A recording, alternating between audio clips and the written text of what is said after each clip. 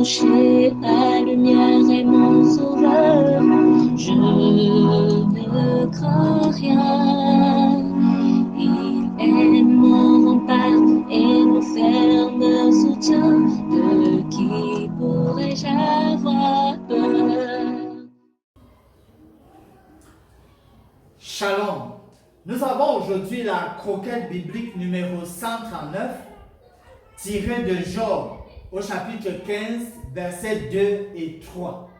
Il y est écrit: Le sage répond-il par un vain savoir? Se gonfle-t-il la poitrine du vent d'Orient? Est-ce par d'inutiles propos qu'il se défend? Est-ce par des discours qui ne servent à rien?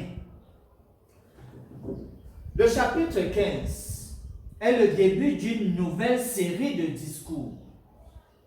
C'est-à-dire que comme dans la première série, on a vu les trois amis de Job discourir et Job répond, également on va voir cela ici. Et comme dans la première série, Eliphaz est encore le premier à prendre la parole.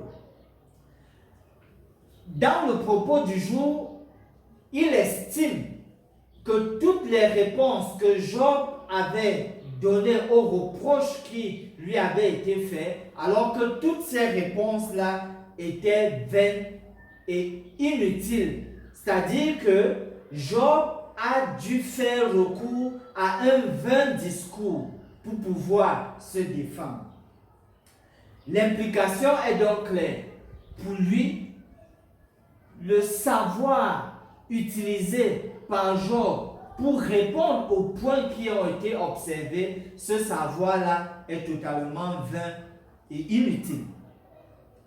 On le sait, dans la vie, tout bon savoir doit conduire à un changement positif.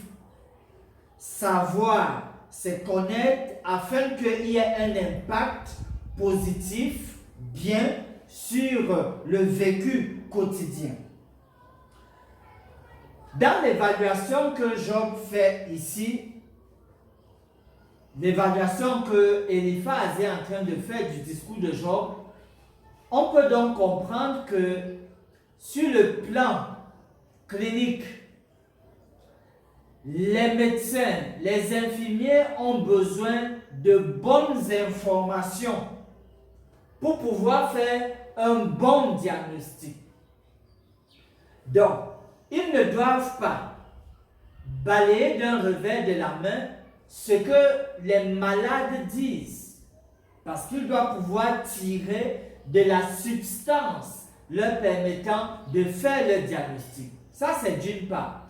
Mais d'autre part aussi, les malades doivent eux-mêmes savoir qu'ils ne doivent pas cacher les informations.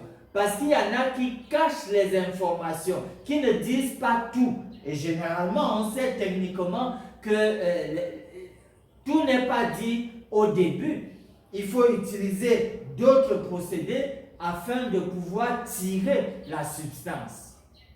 Cacher les informations, c'est obscurcir la vérité, c'est empêcher que le corps médical ait les informations à propos pour mieux comprendre de quoi souffrent les malades. Dans ce sens donc,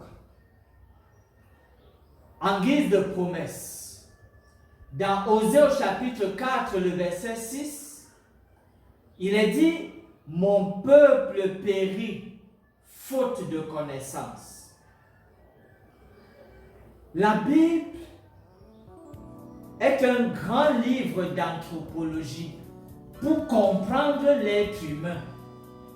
Dieu parle énormément de l'être humain dans la Bible. S'habituer à parcourir la parole de Dieu, à la lire, à l'étudier, à l'écouter, permet de mieux comprendre l'être humain, permet de mieux nous comprendre.